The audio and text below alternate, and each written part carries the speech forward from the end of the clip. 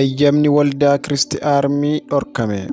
Waldaan Kiristi Aarmii dambii ittiin bulmaata manni maree amantoota wangeelaa tume irra darbitee waan jirtuuf eeyyamni waldichaa hanga qaamni dhimmi kun ilaallatu mari'atee murtoo dabarsutti dhorkameera jechuun manni marichaa beeksiseera. Kanaaf eeyyamni waldaa kanaa dhorkamuu isaa beekuun qaamonni mootummaa murtoo keenya kana hojiirra akka oolchitan jechuun manni maree amantoota wangeelaa Itoophiyaa xalaa dhorkaa baasee beeksiseera.